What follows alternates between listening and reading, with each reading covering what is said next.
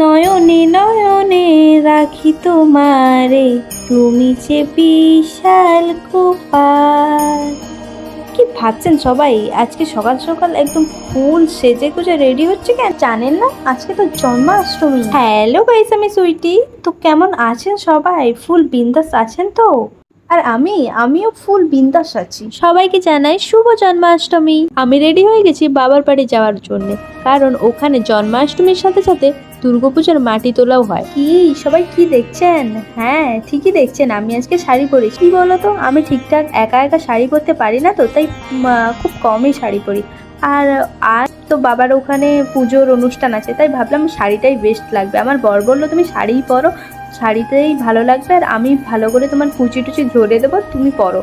বলেই আমি পরে নিয়েছি, একদম ফুল রেডি হয়ে গেছে। কেমন লাগছে অবশ্যই জানিও। তারপরেই ঠিক বরের বাইকে চেপে একদম হাওয়া খেতে খেতে চুল উড়িয়ে উড়িয়ে দুজনেই বেরিয়ে পড়লাম। আর জানি না ভাই আজ কোন জঙ্গল থেকে আমাকে নিয়ে যাচ্ছে।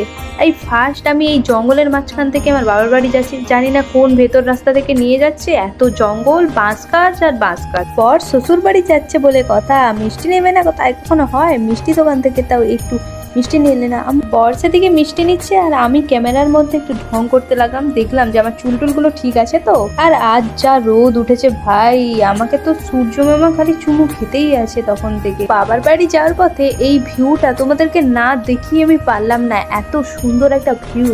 তো আমার তো খুবই ভালো লাগছে, তাই আমি বাইক থামিয়ে সেখানে একটু এত রোদের মাঝখানেও আমি একটু দাঁড়ালাম আর ভিউটা অনুভব করছি। ভাই সেই ফিলিং, তোমরা যদি কেউ চাও তোমাদের গার্লফ্রেন্ডকে বা তোমাদের বয়ফ্রেন্ডকে নিয়ে এখানে আসতেই পারো। খুব সুন্দর জায়গাটা, তোমরাও এসে দেখো, তোমাদেরও মনটা খুব ভালো হয়ে যাবে। আমার তো মনটা পুরো হ্যাপি হয়ে গেছে, কারণ বাবার বাড়ি আসলে তোমার মনটা হ্যাপি হয়, কিন্তু বাবার বাড়ির এখানে জায়গাটাতে দেখলেই একদম মন ফ্রেশ হয়ে যায়।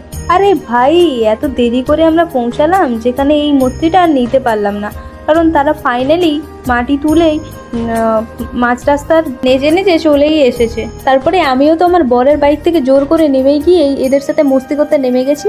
একদম ফুল মস্তি, চলো ইয়ে।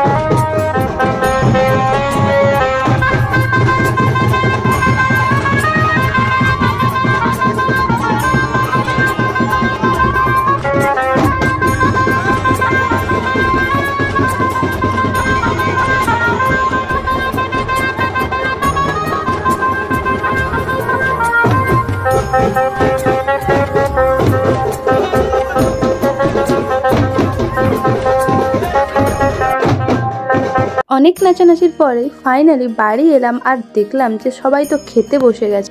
আমরাও আর বেশি দেরি না করে পঙ্গতে বসে গেছি। আর এইদিকে তো এদের নাচ শেষ হচ্ছে না ভাই, মাতাল হলে যা হয় অবস্থা। মাতালদের কখনো নাচ শেষ হবে না। তো আমরা এই যে পাতা দিয়ে দিয়েছে, বসে গেছি আমার উনি আর আমি। খুব তো নাচানাচি হলো, আর একটু খাওয়া দাওয়াও তো করতে হবে। খাওয়া দাওয়া না করলে তো মন ফ্রেশ হবে না ভাই। তারপরেই এইদিকে জন্মাষ্টমীর পুজো শুরু হয়ে গেছে। জন্মাষ্টমী পুজো মানেই নাড়ু, খই, তালের পিঠে আরো অনেক কিছু নানান ধরনের জিনিস বানিয়ে ঠাকুরকে দেয়া হয়।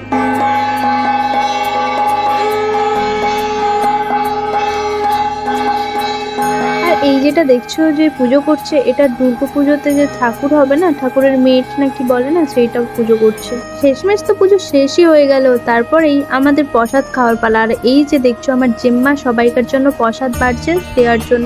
আমার ভিডিওটা এই পর্যন্তই। কেমন লাগলো অবশ্যই জানিও, আর ভালো লাগলে লাইক কমেন্ট শেয়ার করে দাও। বাই।